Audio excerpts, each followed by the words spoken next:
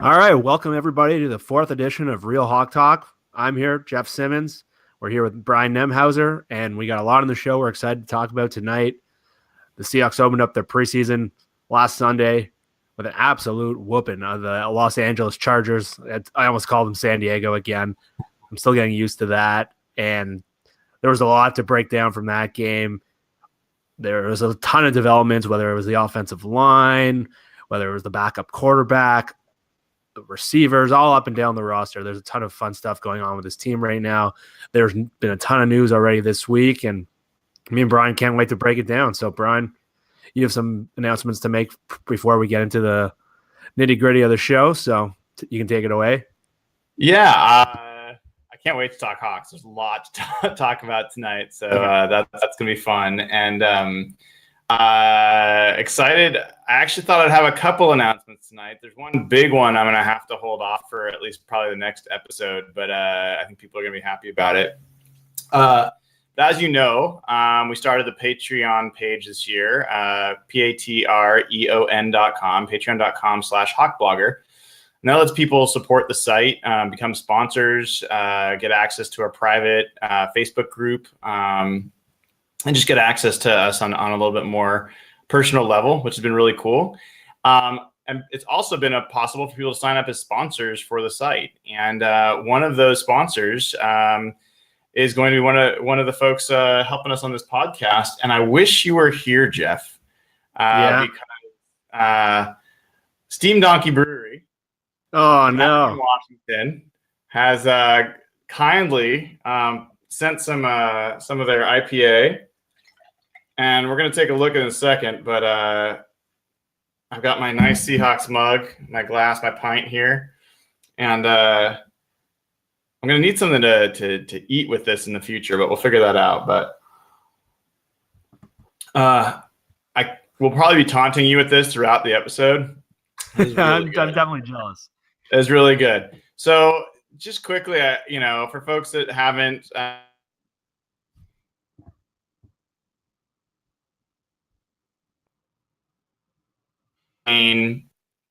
still down that way. So you have to go down there and find them. But it's really good stuff. They're huge Seahawks fans. They're good people. So cheers to John Bennett and his wife. And cheers to Steam Donkey Brewery for sponsoring part of the podcast today. So thanks for that.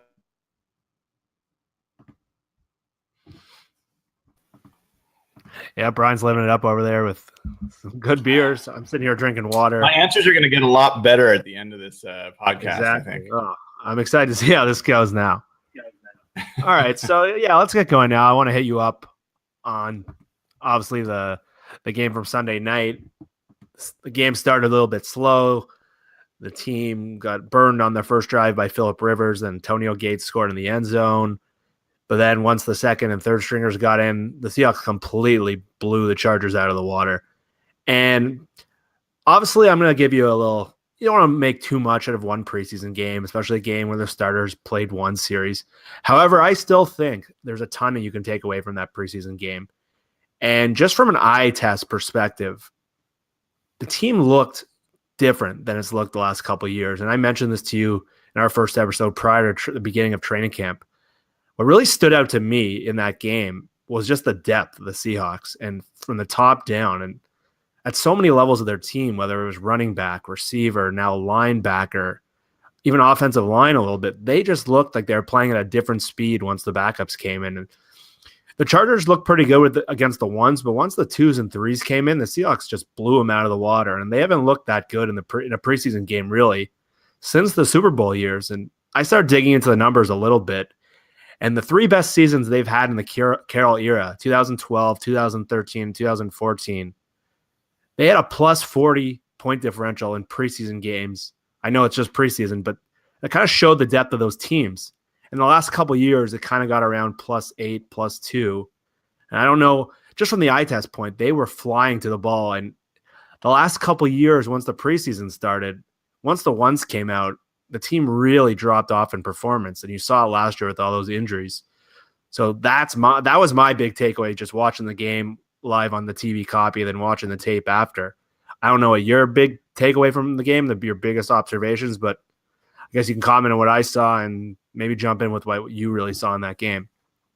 Yeah, that was fun. I haven't had that much fun watching a preseason game in a long time. And my son and I, posted up on the couch and can't always get him to watch a whole preseason game, but he was definitely down for this one. And I thought, opening drive, I'm not going to just toss that aside, but the Phillip Rivers and the Chargers showed us back in 2014, second game of that season, after the Seahawks had won the Super Bowl. They had a plan. They had a new blueprint for how to attack the Seahawks offense. Passes underneath, passes to the running backs, a lot of short stuff, and they worked in the tight ends in the red zone. And they won that game. There was other things going on, the heat and so forth, but I thought it was a really solid game plan, and we've seen other people do it. And the fact that they were able to do that this time, I don't think means nothing. I think I heard Cliff Averill say today to G. Scott, hey, it's hard to get up for one when you're only going to play one series. I think that's totally true, but that also looked pretty familiar. So I think we've seen that before when they're plenty up for the game, and they still have to answer that question of how they're going to adjust to these underneath offenses that are attacking them short. I thought we saw Shaq Griffin get tested deep, and he was in that guy's hip pocket. I think that was a great sign. And when you talk about the speed, I think one thing you said, Jeff, that really hit home for me is they were playing at a different speed. And I don't know, I only bring this up because it's relevant, but, I noticed that, and I tweeted, I think we're going to get a turnover here on Twitter, and that was right before the Terrence Garvin pick 6. And the reason I said that, I said it to my son first, and then I decided to put it on Twitter, was I could just see the speed difference and the aggressiveness difference between the Seahawks backups and the Chargers. And whenever you have that kind of tenacity on one side against a little more timidness on the other, that's when things like turnovers start to happen. So I thought that was great to see. Yeah, and it's hard to discount just how much different the roster looked, maybe just compared to last year from a depth standpoint, whether it was linebacker, running back, receiver. Most of their top guys didn't even suit up for the game, and Paul Richardson had to leave pretty early. And they had guys all over the field flashing from all three levels of the defense, all over the offensive line even. And I guess my big takeaway, if we're still looking at the offensive line, since it's always going to be a talking point, was I liked what I saw from Luke Jokel. And he looked very sound in protection, especially pass protection, which was nice to see based on all the criticism of that signing. And I watched his film pretty closely, and he really looked smart and reliable, and he fit in. But the right side of the offensive line, that also jumped off the page in a negative way for me. And Germain Ifedi made a few plays that were obvious to miss on film, just a few whiffs in both the run and the passing game. And kind of a guy who wasn't getting as much negative attention, who worried me a little bit, is Mark Lewinsky. He struggled in run blocking. He whiffed a couple times. I think number 71 on the Chargers was Damian Square. He missed a couple easy blocks on him, just routine plays. And when Ethan Posich came in later in the game, he looked a lot more sound. Now, obviously, he's going against second and third string players. I'm kind of wondering, based on what Pete said today, it doesn't seem like they're as down on Ifedi and maybe Glowinski as others, but how much did that jump off the page to you? And do you think Posich should get more of a look going forward? Yeah, what I've been writing in camp, first of all, I think you're spot on Ifedi. I mean, I wrote it when it happened. I mean, he got beat inside from, I think it was Joey Bosa, on, I think it was a second down play that forced a third down. Russell had to throw it early before the play could develop. And I mean, I think he got beat again later in the same series. But look, he's a guy that I don't expect to be a solid pass protector. I think he can be a above average run blocker, and I think that matters, and you got to figure out the right balance. Ethan Posick, who I've been writing has been really solid pass protection, but questionable in run blocking. I was really happy with what I saw with him in the run game. He was finishing blocks better than anybody else. Now, I can't speak to how well he was, executing those blocks, but he was showing a tenacity that people have talked about. I heard from Tony Softly. I've heard from Duke Mayweather. I think it's Mayweather. Maybe it's Manyweather, but I think it's a couple different offensive line scouts that Posick is known for really finishing his blocks and playing nasty. And he's not going to do that in practice against his teammates as much, apparently, but it showed up in that game. And I got to think Tom Cable loves that stuff. So, I absolutely think that Ethan Posick is one of your best five. And how they figure that out, whether they figure that out, whether it's game one or a game later, we'll find out. But I think that guy's a day one starter, and I hope the team finds a way to make that happen.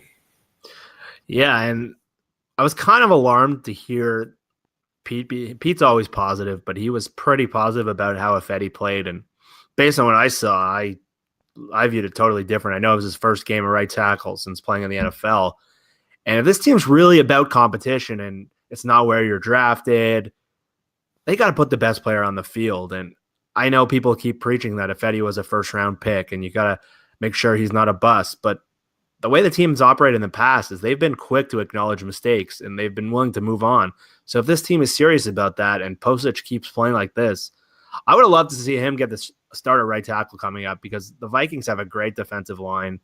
And it'd be a great test to see if what we saw against the 2s and 3s were real. And the starters are probably going to play a little bit more this week, maybe closer to at least a quarter. But I just get the feeling we're going to be talking about offensive line every week on this show. So outside of that, who else jumped off the tape to you, either positive or negatively, from this game against Los Angeles? Well, just in responding to what you say, and then I'll go there. Is we've seen the team rotate players like Lewinsky and Ibushi playing with the ones, or when they really want to have Fant and Jokel at left tackle both got pretty early snaps. Posick didn't play until either late second quarter or into the second half. I think it was second half, if I remember right. So it doesn't have the same feel that there's the same level of competition there, but yet it really looks like there should be. So that's the first sign to look for is, do we see Posick getting any rotation or a series with the ones, even against Minnesota? I think you're right. That would be an important thing to see. And I don't know why the team, unless the team is just completely sold on Ifedi, why they wouldn't do that. I'm not worried about Ifedi being a bust. I mean, he very well might be, but James Carpenter was a mess his first year and into most of his second year.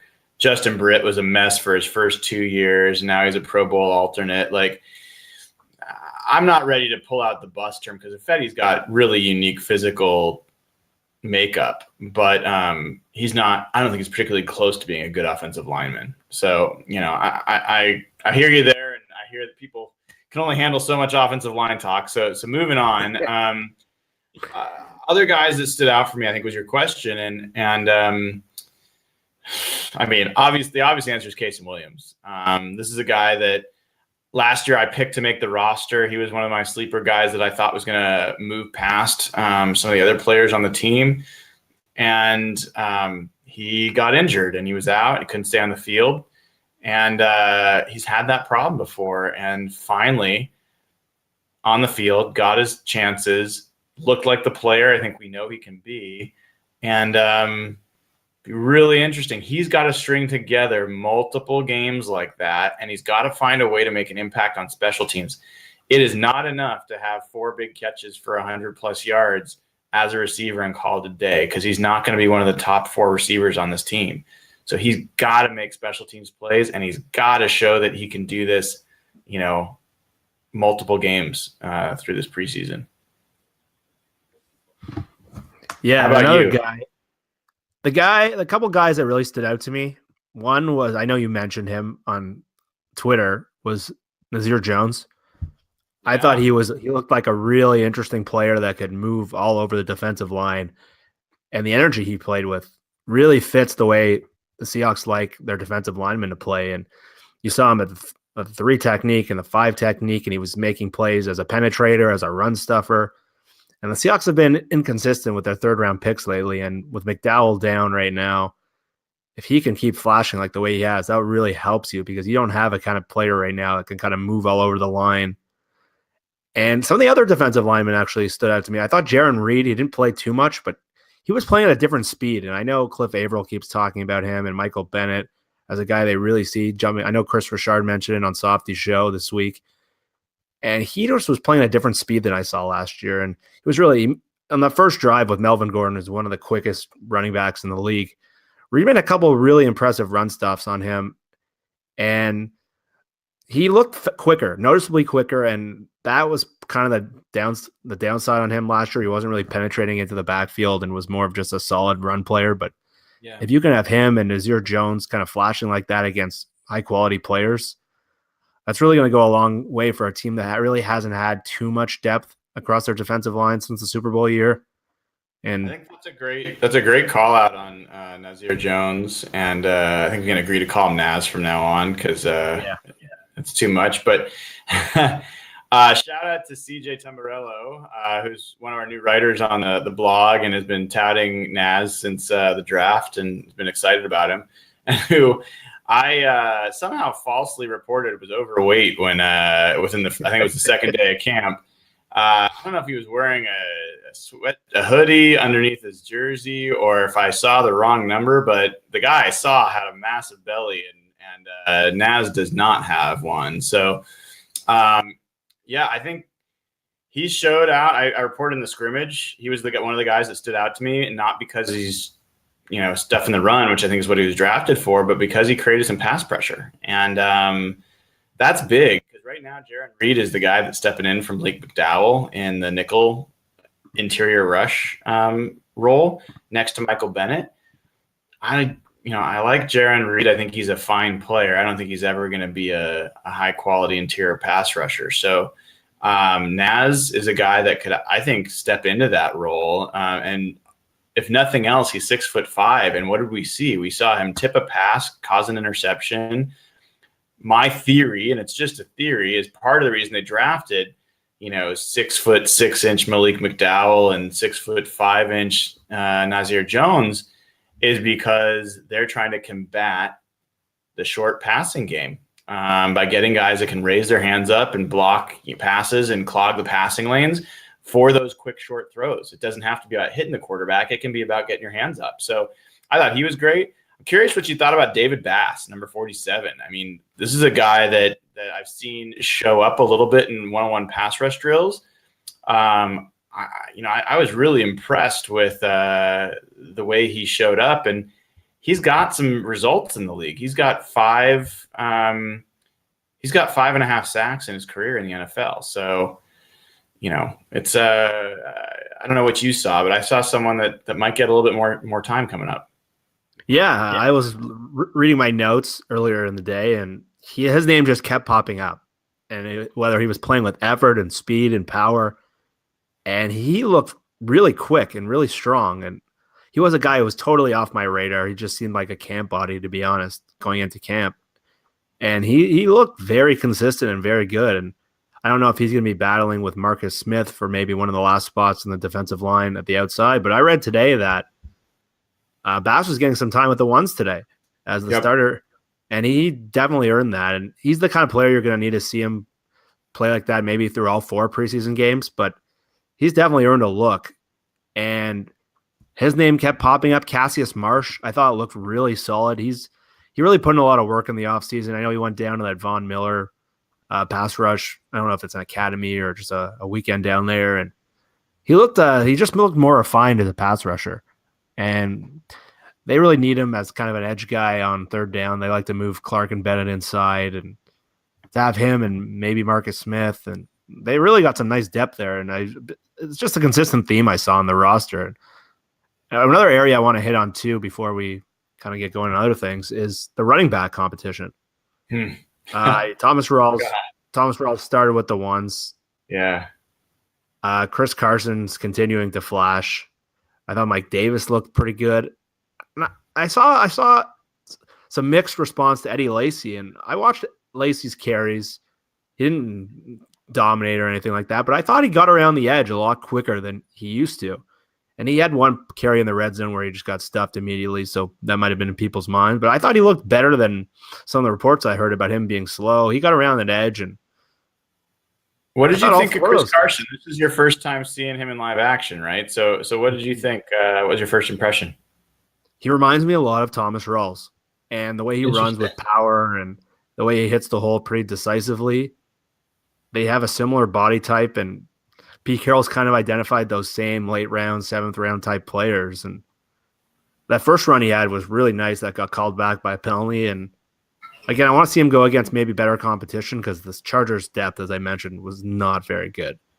But he looks exactly like Thomas Rawls. I don't know if you saw anything different. That's so funny. Probably good that we don't agree on everything, but he doesn't look to me like Thomas Rawls really that much. You're probably not the only one that's made that comparison, but Thomas he's a little squattier and a little wider, and his running style for me is quite a bit different. Thomas is like a million miles an hour, and he does tend to make a couple cuts. He's not a one cut and go kind of guy. The guy that keeps coming to mind when I see Chris Carson is Ricky Waters.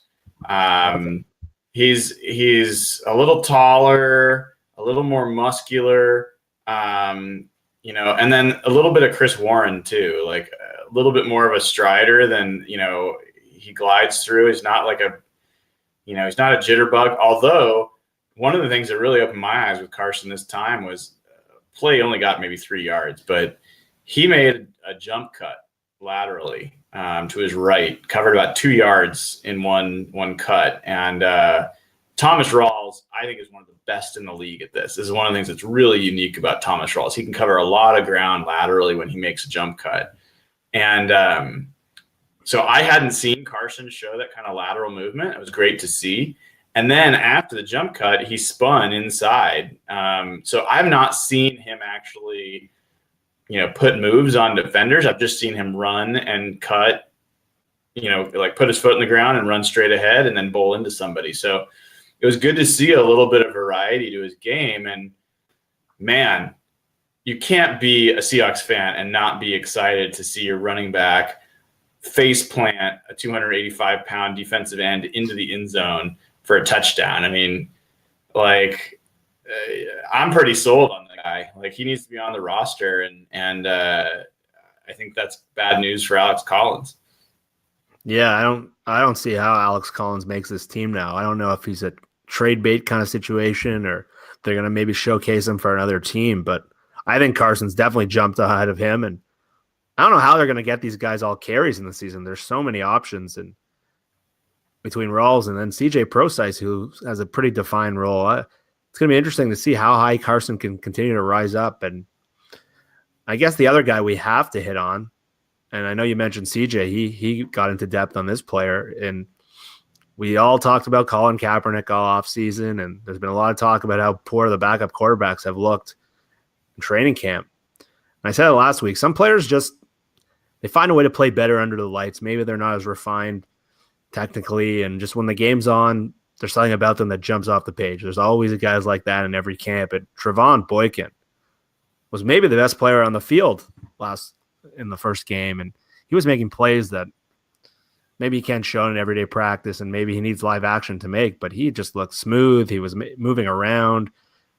He really showed good command of the offense, and he was probably the biggest shock for me out of that game, because from everything I heard and from all indications, the backup quarterback play had been terrible in camp, and every time the guy touched the ball, he was making a play. So I don't know how you evaluate that moving forward, but I don't hear much Colin Kaepernick Seattle talk this week. Yeah, and this is one that CJ and you, Jeff, see a little differently than I do, and I'm absolutely in the minority on this. So, and I'm comfortable being in the minority. But I thought Trayvon had a fine game. I thought that a number of his throws were well thrown deep balls that Kaysen was able to make the catch, and I think he definitely gets some credit for that.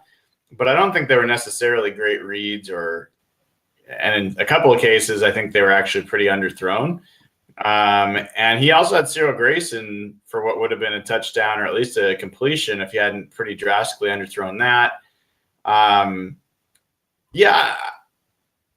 think that Trayvon Boykin had a good game. I think that the team is very comfortable with him as their backup, as relative to the other options they've got. But I'm not at all convinced that Trayvon Boykin is a good quarterback yet. I still, I've seen too much evidence of him being a one read and run guy. If his read isn't there, he takes off, he starts scrambling around. And we sometimes, I'm one of them. I'll bring up that Russell does that too much. He puts his eyes down, he misses the options downfield. And some of that's because the poor guy is so used to getting his, tail wrung by a defensive lineman because his offensive line can't block. But Russell's 30 times better about that than Trayvon is. So I think he's got a long way to go. I thought it was a good game. He's absolutely a gamer, and his skill set, is tough to defend. So I think all that is absolutely true. But I think Seahawks fans would be pretty disappointed if they had to see him on a regular basis. He is, he's not even a Tavares Jackson level backup as far as I'm concerned. So he's a get by for a few quarters or maybe a game, but it'd be hard to win with him. Yeah. Everyone's got to have a guy who's going to pour the cold water on the fun. But I think you made some good points in there. I think you made some fair points. And one of the caveats we have to mention when we're evaluating these preseason games is teams aren't game planning for these players. Sure. So a guy like Boykin, you can really put a game plan in and really maybe he'd be a lot different if you kind of study his tape and really make him that one read player. But yeah, I think he's the kind of player. Let's be honest. Sorry to interrupt, but like Colin Kaepernick, who you brought up as another option and played in the Super Bowl, he's one of the most egregious one-read players in football. So it's not like Boykin is alone, but yeah, anyway. Go on. No. I was going to ask you quickly before we move on here. I guess we were just talking quarterbacks. How do you think Russell looked? We only got to see him for one series, and some of his plays were quickly ended by Jermaine Ifedi's mistakes. But for me, my take on Russell is he was getting the ball out quick like that 2015 season. He looked slimmer. He looked a little quicker, but it was nice to see him get that ball out as quickly as he was when he was really rolling on all cylinders. He made that beautiful sideline pass to Paul Richardson before he got hurt, and I know you can't really generate much from one series, but yeah. Any quick takeaways on him? I think Russell looks as good as he's looked in years. I thought he looked in command. And yeah, I'm incredibly excited to see more of him. And look, Doug Baldwin was not in that game. They did not target Jimmy Graham once. Tyler Lockett was not in that game. Those are his three top targets. And as big of a fan, like Doug Baldwin's my guy. Like he's the jersey I wear. I'm a huge fan of his. But I even had to remind myself, gosh, he's a huge part of this offense. Like the offense looks really different without him out there as a emergency, a relief valve for Russell. And so even as they started to take the field, I was like, yeah, this is going to be kind of tough. Like, going to face pressure. He's not going to have his quick fix targets like Doug or Tyler to get open really quickly. And look, the fact that he used Paul Richardson twice, Marcus Lucas, who, by the way, has had a really solid camp, still playing well. We mentioned Tyrone Swoops, too, because he had some nice plays there at tight end. But he used Marcus Lucas. He used Paul Richardson twice, a couple of runs by Rawls, and that was basically it. So I think there's a lot more upside. I think he's just getting started, and look, I picked him to win the MVP last year. I think this guy's got an MVP season in him, and why not this year? Why not? They just need below average pass protection. Anything above that, dude, let's go for average at least. I mean, I'm just saying they just need below average for him to function at a crazy level. Anything above that, he could be an MVP level player. Even that 2015 season when they had Justin Britta left guard and Patrick Lewis at center and Sweezy, who's more of a run player. If he just gets average pass protection, this guy's going to light the NFL up with these targets. And if we can get a run game, I think you're right, and I think it's worth, you mentioned the time to throw. I think I retweeted PFF, Pro Football Focus, had a stat out there that his time to throw was under 2 seconds in that game. And, Russell, his first 3 years in the league, 31 or 32 out of 32 quarterbacks when it came to time to throw. Because he scrambles, because he does a lot of other stuff, and people don't want to hear it, but it contributes to his sack totals because he doesn't get rid of the ball as quickly. And you look at a guy like Peyton Manning when he was playing, or Tom Brady, they are consistently top 5 in the league in time to throw, and that is the number one way to help your offensive line. They don't have to pass protect for 2 seconds. That's a lot easier job for any offensive lineman. Yeah, and we're going to get into Russell more each and every week as we get closer to the start of the regular season. We just saw one series out of him. But getting back to something we were talking about before, we mentioned it with Alex Collins, and his roster spot looks really in jeopardy. Based on some of the other breakout players, maybe a David Bass or a Kason Williams that we didn't maybe see as an initial guy for the 53-man cut, is there anyone else player that you think is kind of in jeopardy after the first game of the preseason, or is it a little too early at this point still? Well, I don't think we talked about it last time, but I haven't made a lot of friends on Twitter for a variety of reasons, but I don't currently have Amara Darboh making the roster. He missed the first game. Kason Williams certainly had a big game. Kenny Lawler caught a touchdown, had a great block on one of Boykin's runs. David Moore had a good game, was physical after the catch, made every catch thrown his way, every pass thrown his way. Paul Richardson solid. I don't think you can make the assumption that Darboh makes it. Everyone says that's crazy. He's a third-round pick, and it probably is. But I'll tell you, he has not stood out in practice that much. He's not that sudden of a player. His best attribute probably is his ability to high point a ball, which I haven't seen him really do yet in practice. Kason Williams certainly has proven that he has that ability. And really, I think special teams is a big factor. As I mentioned before for Kason, I think Darboh has a lot of potential on special teams. But then you got Tanner McAvoy, who he almost blocked a punt in this game. He's been a special teams player. And I heard Pete Carroll, in a press conference, they asked about the receiving corps, and he brought up Tanner McAvoy on his own, started talking about him. And then in an interview with Softy on KJR, they were going around about receivers again, and he brought up Tanner McAvoy and went on about how much he thinks he can be special. So if you do the numbers, Jeff, you got Doug Baldwin, Tyler Lockett, Paul Richardson, who are absolute locks.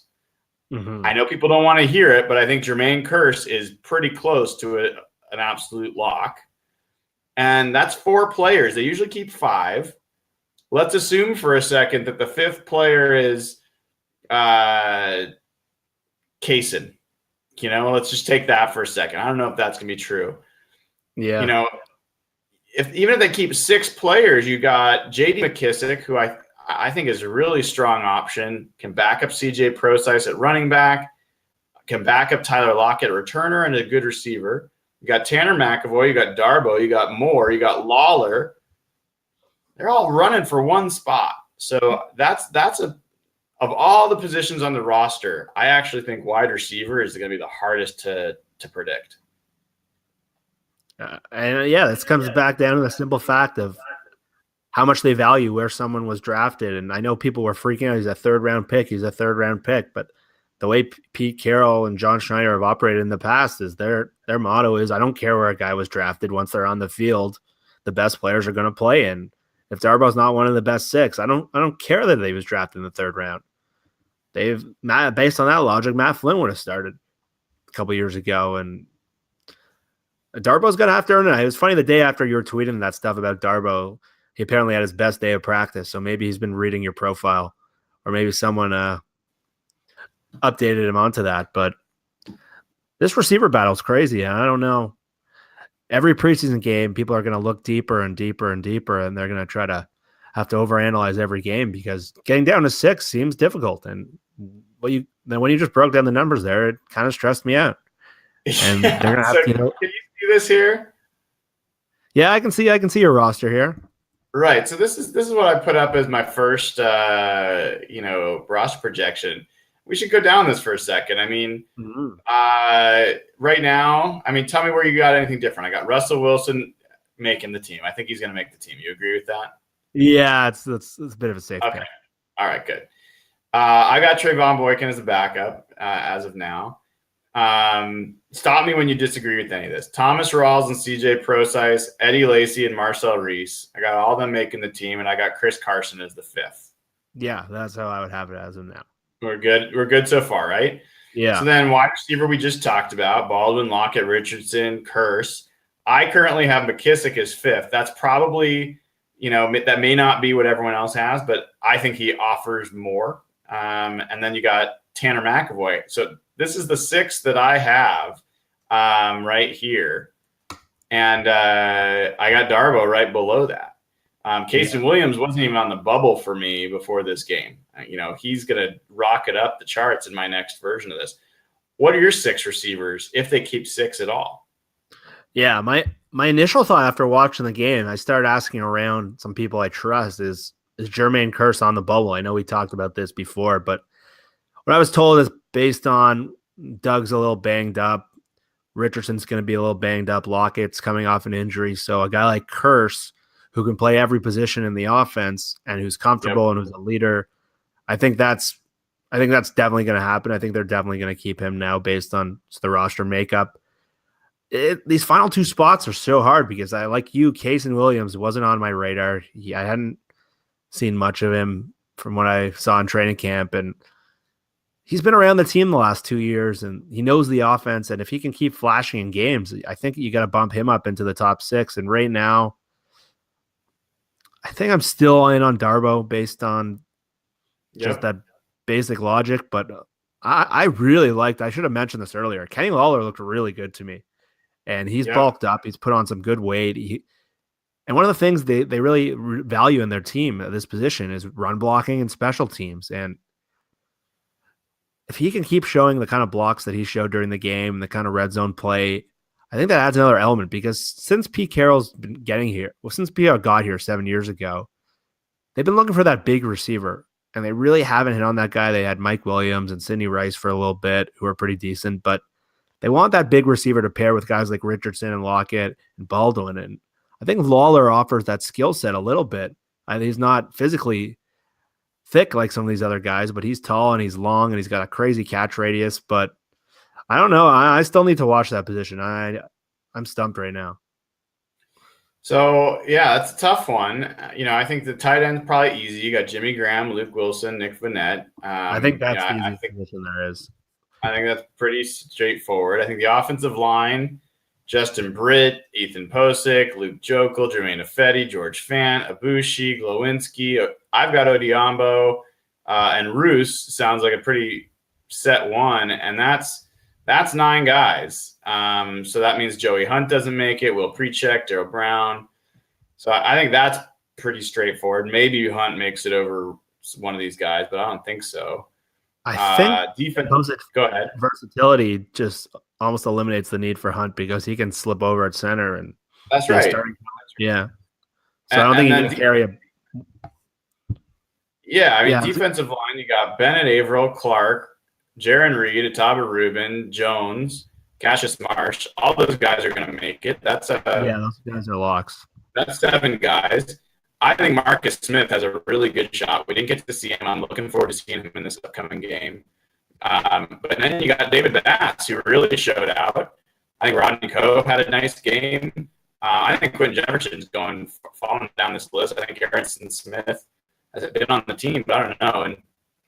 And, depending on what they do at linebacker and cornerback and safety, it's a question of how many they keep. And right now, I mean, Dewey McDonald had a great game. He was the second leading special teams tackler last year. I think maybe Mike Morgan doesn't make it. I think that's maybe where they save the spot. But we're going to sure talk about this. But at the cornerback spot, you got Sherman Lane and Shaq Griffin. Nico Thorpe is your leading special teams tackler, so you have to think he's going to make it. And now we got this rumor that, not rumor, it's confirmed Tramaine Brock was in for a visit. If they bring him, does that mean DeAndre Huntley doesn't make the roster? Does it mean that they keep 6 there? What's your take on what's going on there? Yeah, that's a fantastic question, and I know a couple people who cover the Seahawks closely, John Clayton and Pat Kerwin, who's a good friend of Pete Carroll, and Davis Sue, who's a friend of yours. I spoke with him today. He had heard that the Seahawks were expected to sign Tramaine Brock today, and we're taping at 8:43 on Tuesday, and there hasn't been any update on Brock since his visit with the team today. But I dug around a little bit too, and I heard that the team really wanted to sign him, and they were expected to sign him at some point, barring any crazy developments. But yeah, the inclination I got is maybe they wanted more competition at the slot corner position, and they know Brock really well from San Francisco days, and he's got a history. He was released by San Francisco because of a domestic violence incident that he reportedly got cleared and allegedly is now not going to have to deal with any consequences. But I think the competition comes down to one job, because I think that how you laid it out is those top four guys are locks, and it's going to be, if they do get Brock, a Brock versus Elliott thing. And I know the Seahawks in the past have tended to go for maybe a younger player with more upside, more club control versus a veteran. They did it with Eric Winston a couple of years ago when they brought him in for camp, and they've done it in multiple other areas. But if you can get a guy like Tramaine Brock, who's been a starting player and can really give you slot depth, with Jeremy Lane, who's going to be playing a little outside, and he's had inconsistent production, I'm starting to think if they end up bringing him in, that Brock is going to be that 5th corner, because he can play a bit on special teams too. Yeah, I think DeAndre Elliott is a good special teams player, and I think a solid corner, but he definitely doesn't have the experience that Brock does. You could make the argument that he keeps 6 corners, but looking at my roster math that I've done, their average since 2010 has been to keep 5.5 corners. They have often kept 6, so that might be what happens there. But then you got to steal from another position. You got one less linebacker, one less defensive lineman, something like that. I don't know. Obviously, I don't know Tramaine Brock. I don't know the details of the domestic violence thing.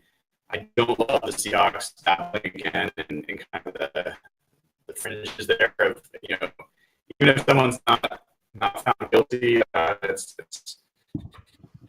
a little disconcerting. You have that stuff come up,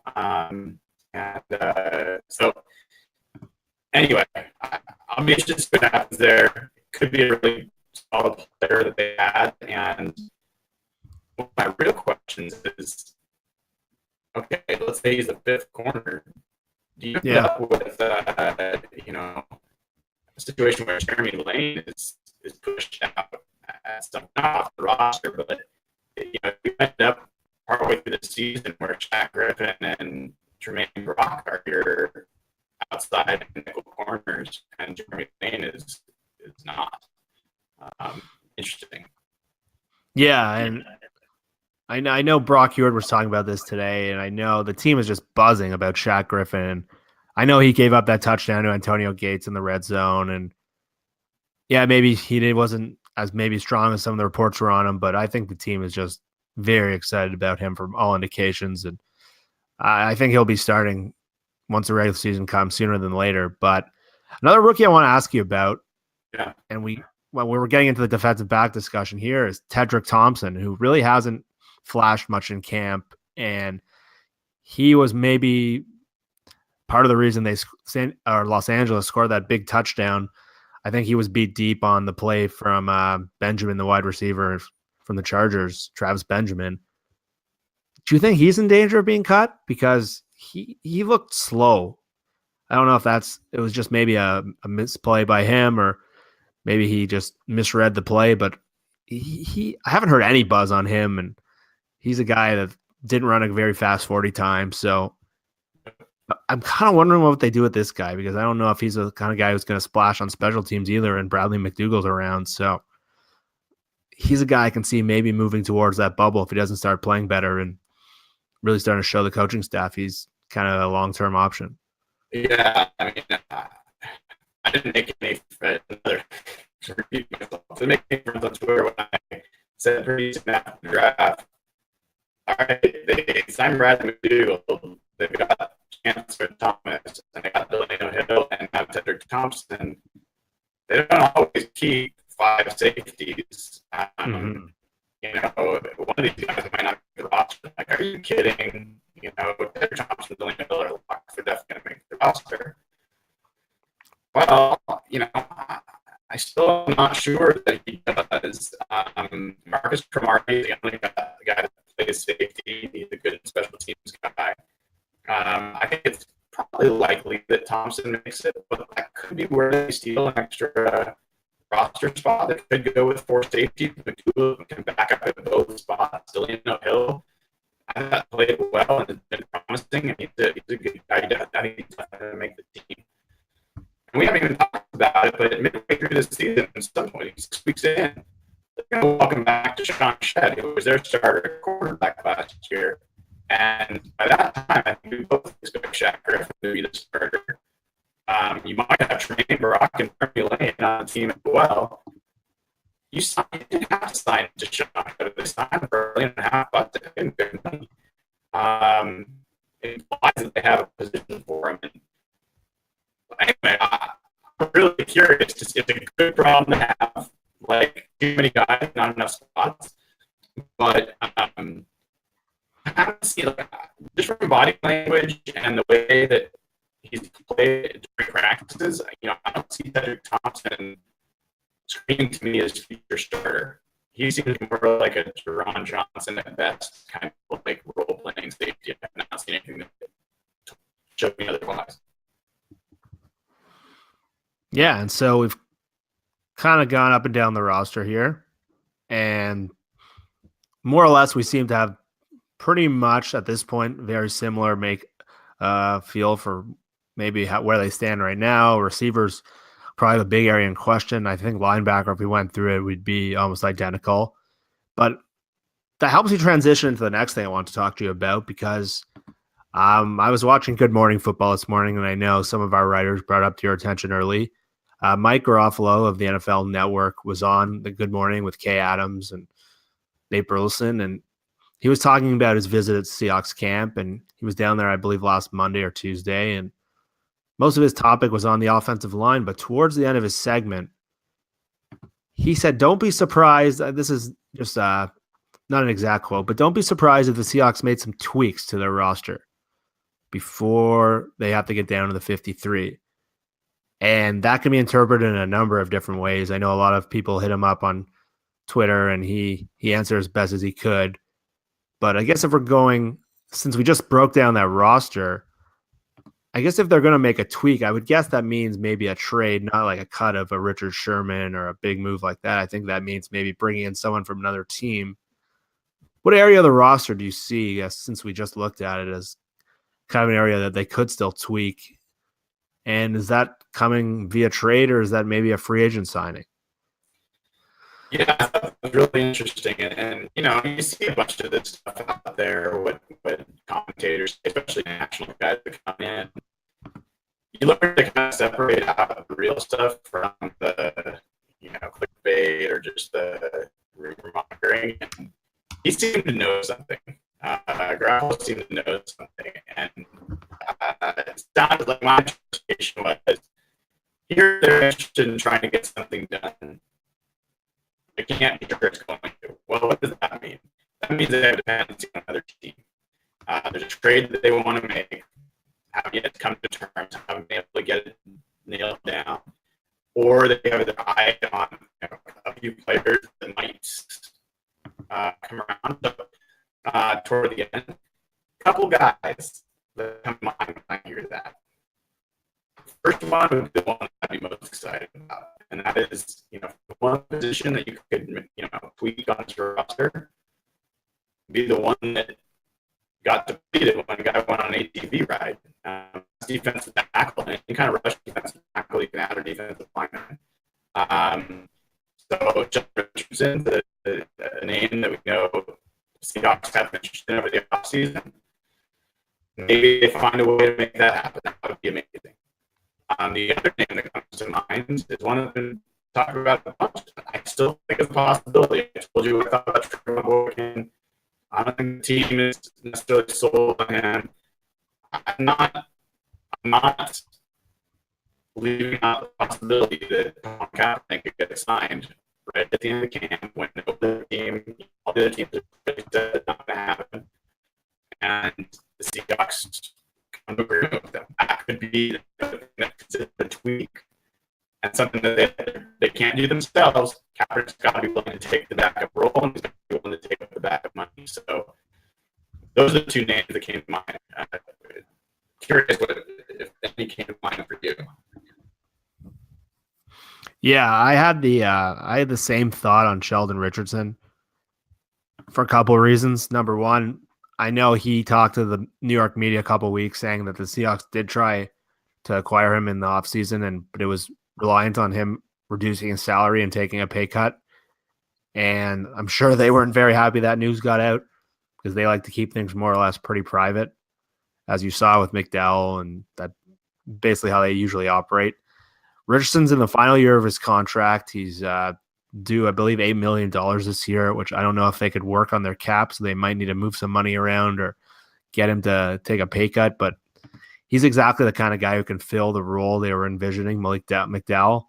And say they make that earlier trade for Richardson, they tried to do. I strongly believe they wouldn't have drafted McDowell, and they would have gone a different direction in the first round because they have very similar skill sets. They can play it both on base, they can play the end position, they can stuff the run, and they can move inside on third down and still give you that size advantage that you really don't get with Clark with Averill and Bennett, both amazing interior pass rushers. They're both lighter guys in terms of some of these bigger, disruptive 3-4 players that they can use. And Richardson's a guy that would make sense given the fact that the Jets are probably not trying to win this year.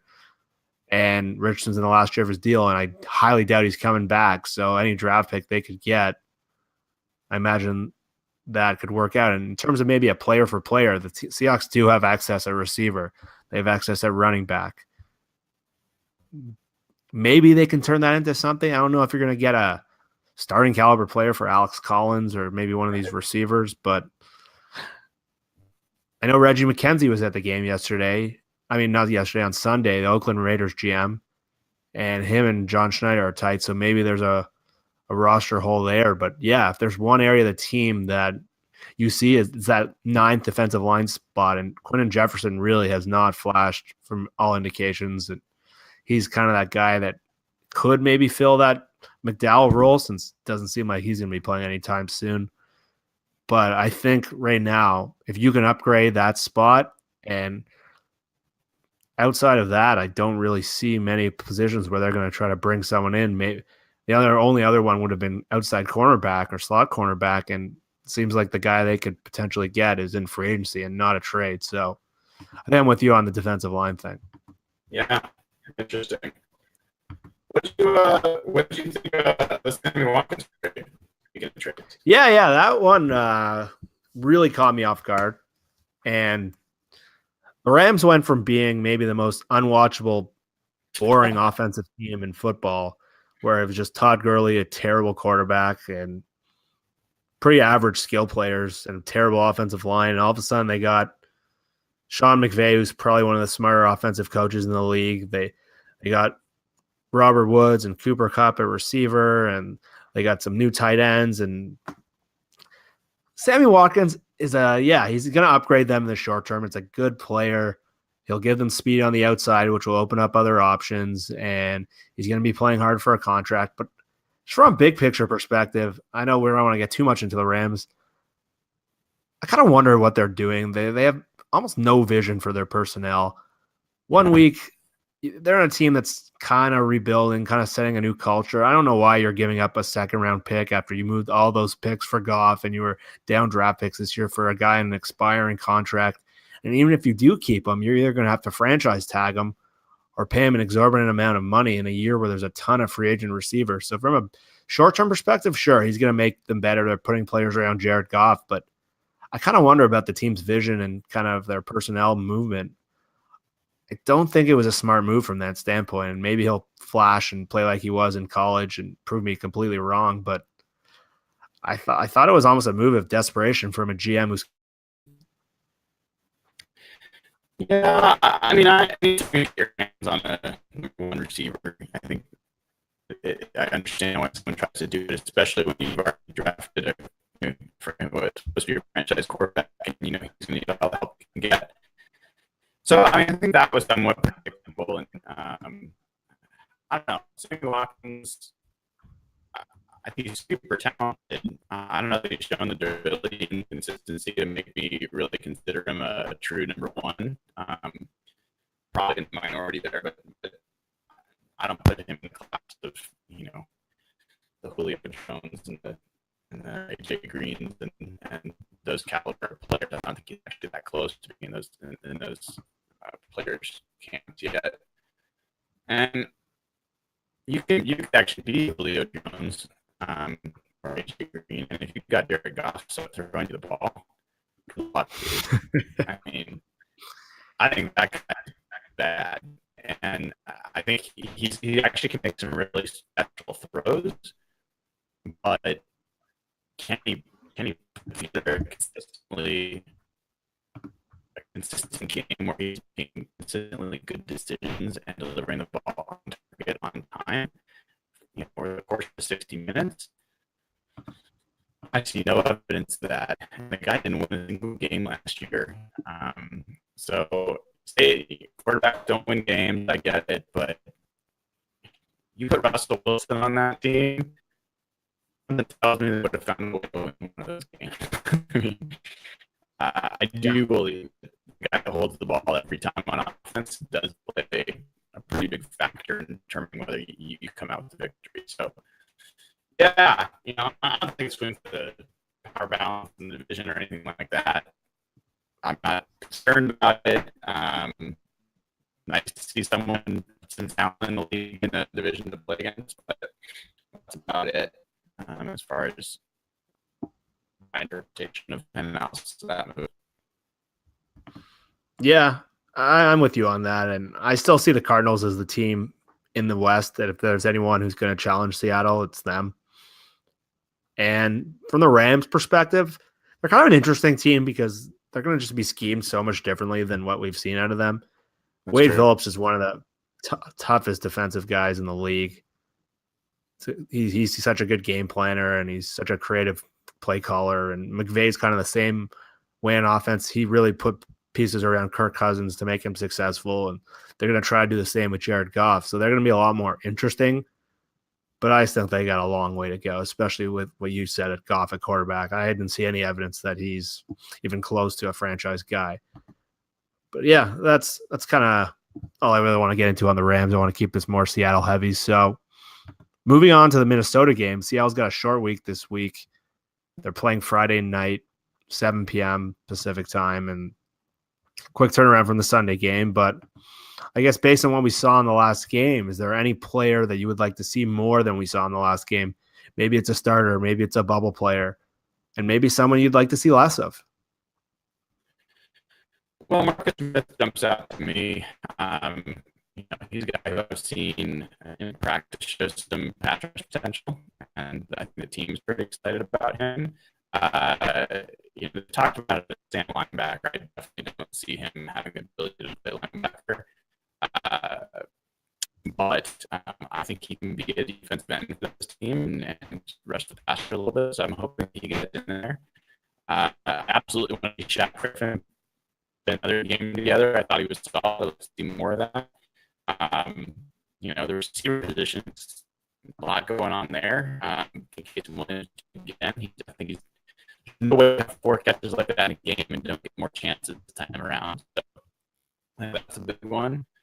I could go on. I basically want to see every single person on the roster. I mean, my favorite time of the year, like all these guys are writing their stories, and you don't know what the next turn or twist is going to be. So, who's top of mind for you? Yeah, I think I mentioned this earlier. It's for sure the first guy that comes to mind, and I want to stop. I don't want to have to bang on the same topic every week. Is just Ethan Posich. I want to see him play against better competition. He looked fantastic on tape, from what all indications were, and the Vikings defensive line from end to end, defensive linemen, the tackles, they're a loaded defensive group with Mike Zimmer there, and I want to see how he holds up. But I don't want to keep talking about him every week. And I guess the next guy would be Marcus Smith, and he's an intriguing pass rusher. He gives them what they view him as just a speed rusher off the edge, kind of what Bruce Irvin used to be in that role. Maybe not as refined as him, but Marsh is a solid pass rusher, and Bass looked like a solid, but they don't really have that speed guy like Cliff Averill provides. And if you can have him and have Marcus Smith as a guy right behind him on your roster, that really gives them some good depth. So the team seems very buzzy about him, but he hasn't done much on the field, and didn't do much in Philadelphia. He was more of a flash player in college, but he's a guy I want to watch closely. I know Minnesota does not have the best offensive line. They might be in a worse situation than Seattle from a personnel perspective. They don't have the depth, even the talent that they have. That'd be nice. But so I'm interested to see how they move around all these linemen, David Bass and Marcus Smith and even Marsh a little bit. And I guess on offense, you hit on this earlier, and it's got to be Darboh, because Darboh didn't make it to the game, and unless he starts flashing, I need to see something on tape. And McAvoy seems like a consistent player. Lawler, all the guys we keep talking about, but that's the most contested battle on the team. And you look everywhere else, and things more or less seem to be lining up except for that position. So until Darboh starts showing it, I know he's a 3rd-round pick. I know he played in a pro-style system, but I just need to see it, right? And I imagine you do too. Yeah, it's going to be fascinating. And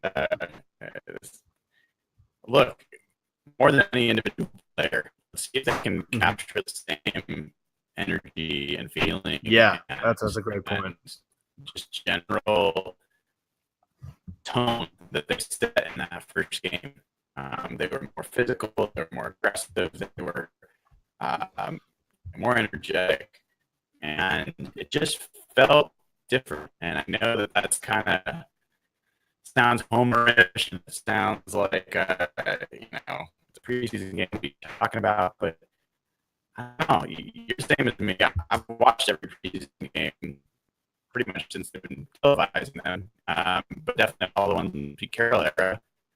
And 2012 and 2013 felt different. And when 2014 rolled around, there's a year after winning the Super Bowl, and I remember they were in the first preseason games, maybe in the first, was in Denver, and Denver was making a big deal about it. Like, this is our rematch. We're going to show them, and Denver ended up winning that game. And I remember writing the morning after column about Denver winning, but me being really concerned that Seahawks depth went to the second team and the third team. It wasn't the same anymore. In 2012, 2013, it wasn't the starters that were blowing out the other teams. It was when they got the second and third teams, the Seahawks just really extended. And that's what this felt like. It felt like a return to that, and it felt genuine. There was no posturing. There was no like trying to look a certain way. You saw in the faces, those guys were into it and they were excited genuinely. And they were cheering for each other, they were playing for each other. They talk about that, but I think you could see it. So more than any individual performance, just seeing that, man, that's the kind of thing you can really build a special season on. And that's what got me excited. And the fun part is they're going to be at home. And a lot of these new players, they've never played a CenturyLink before. And they've probably heard about it or seen games on TV. But I know you talk to the players a lot more than I do. I know the first time they play in CenturyLink, even in a preseason game, I always catch them off guard about how loud that place is and just the buzz of playing on the field. And yeah, that's kind of the sense I've gotten from the team, that they've gotten that family maybe feel back. And I know Charles Robinson from Yahoo wrote this story kind of about how the players were reacting to the window apparently closing. And the take I kind of got was this me against the world thing that kind of drew the Seahawks during their Super Bowl years. Yep. It feels like it's back, and everyone kind of thinks this group is finished and this group is done. I know Peter King has hit on this point that it's the last year these guys are playing together, even though pretty much all their starters on defense are signed back for next season now. I think they've rallied around that. Maybe that Seth Wickersham article we talked about earlier in the show, earlier in our first show, I think it's brought this team closer together, and it wasn't something that's been around this team the last 2 years with that cloud of the Super Bowl hanging around, but maybe these boosts of depth and boost of young players, and maybe everyone's starting to doubt them again. They seem to have that fire back. And I know there's been, if you watch the game closely, that first preseason game, when these backups like Case and Williams were making these catches, look who's on the sidelines pumping up the refs and pumping up the team. It's the core players. It's Earl Thomas, Richard Sherman, Russell Wilson, and Jimmy Graham. And these guys are on the sidelines jumping around. And I don't know if we'd seen that. Definitely not last year. But there was just a different vibe to watching that team when they were flying around. And I know John Middlecoff, who's one of the guys I've always talked to around the league, and he's one of the more interesting Twitter fellows. He was a former scout and personnel guy with the Eagles. I remember he tweeted during that first quarter that there's just something different about watching a Pete Carroll team, and they're like a dying breed in the NFL. They're flying around the ball, and every tackle is different. And that was exactly the feel I got from watching the team on tape. And you want to see that carry over, because when they play like that, just the whole vibe of the field and the whole vibe of the game just makes the ball. And how many takeaways did they have? Four takeaways? Yeah. And that's kind of a thing that's gone away from them the last couple of years. Right. Maybe they haven't had that in big pass rusher or the playmaking corner. But when you see that and you see the running game opening up play action, I'm starting to think they've kind of got that formula back. Maybe I'm reacting to a game against a team that doesn't have much depth, but I felt very good coming out of that game. I don't know how you felt, but I hope I'm not overreacting. Usually feels pretty good. Look, I don't want to end the show on a down note, because I really am super excited about what he's going. But one of the biggest things they got to figure out is their run game. And I think that's still a real question. And that's one of the things we got to see. They'll have a huge test this weekend, this Friday. If they're able to run the ball with any kind of consistency, I'm not talking about 8-10 yards. I'm talking about, can they get 3 to 4 yards with any consistency against the Vikings defense? That would be a huge accomplishment, because that's all they need. This is a team that if they can average 4 yards a carry, this offense can just be special. So, but right now, look, the number one running back on the team in terms of yards per carry, I think, was Mike Davis. I think he was, I want to say it was over 4 yards, but everyone else was under 3. I think even Chris Carson was like 2.5 or 2.7 or something like that. So that's not going to cut it. They need to be a high yards per carry team, and this offensive line, as much as Cable keeps mixing and matching, trying to find his best 5, it's time to pick them and let them start working together, work on coordination. Run blocking, a lot about coordination, especially in zone blocking. I know I'm beating a dead horse, but enough already. Like, pick your 5, get it on the field, let them gel. And hopefully after this game, they'll be ready to do that. Yeah, and I would have liked to hit on this earlier, actually. I didn't mention him as a guy I'd like to see more of. I don't think any of us have mentioned him, but Oday Abushi is a guy I would kind of like to see more of, especially in this game. And I said it earlier, Mark Lewinsky is a guy I'm starting to grow a little concerned about. I know when Football Outsiders released their stats from last year, some of their advanced metrics. I think he was one of the highest players at his position. I know he's moving back to his more natural spot, but the area he struggled with was missed blocks. And that was something I read on Twitter. I can't remember from who exactly, but when I watched the film last game, that jumped off the page with me with Glowinski. And I didn't notice Abushi at all, which is usually a good thing for an offensive lineman. If you don't notice them, that means they're doing their job or they're not whiffing like Ifedi was. So I'd like to see Abushi get a little more snaps with the ones. And every day in practice, it seems like the story is different, which it's kind of irritating, as what you were just saying. At some point, you just let these guys grow together. You can't keep changing positions every day and every week and moving guys around. I know versatility is important, but chemistry is super important. And you start to see it a bit with Fant and Jokel on the left side. They've really helped with chip blocks and moving some guys around and picking up for each other.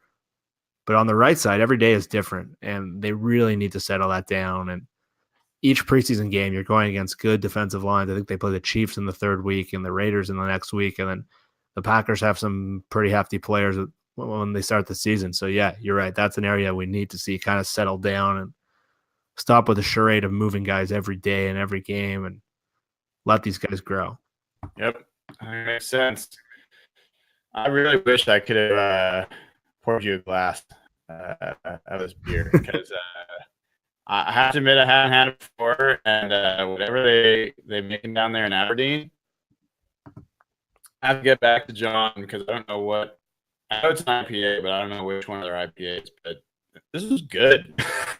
I know sponsoring the show, I have to be supportive and all that, but even though it wasn't, this is one of my favorite beers now. So I have to at least encourage people to make the trek down and get some beer because this was excellent. And this little guy is going to be making an appearance on a regular basis on the show. So I hope other people are willing to join me. And maybe next week, Jeff, you can bring one of your favorite brews on and can have a little beer tasting. I'll never say no to a beer, especially this time of night. You're Canadian, for God's sake. I'm surprised you didn't just have one like coming out of your hat in a straw or something like that. Yeah. I gotta learn my show morale. This will help me. Going forward. But maybe I'll offer one to John Schneider and get him on the show. I know he likes that. John have a beer every now and then. Any Georgetown brewery, he will drink in, but he's a big fan. All right, man. I think that's a good way to wrap up this week, and we'll be back early next week to talk about the game. And I imagine our roster is going to look very differently next week, whereas we see more starters. And with this team, you never know. There's always news. Who knows? There could be a trade this week if Mike Garofalo is onto something. Tramaine Brock could be on the team, and we'll be previewing the third and probably the most important preseason game in our next show. That's usually where you see the starters for at least 2 quarters, maybe 3. And yeah, each week of this team, it never gets boring. So Brian, if you have anything else to end on, I think that's good for me. That sounds good, Jeff. Good talking to you, and go Hawks as always. Exactly. Yeah, another fun show. All right, everyone have a good one, and thanks for listening. Take care.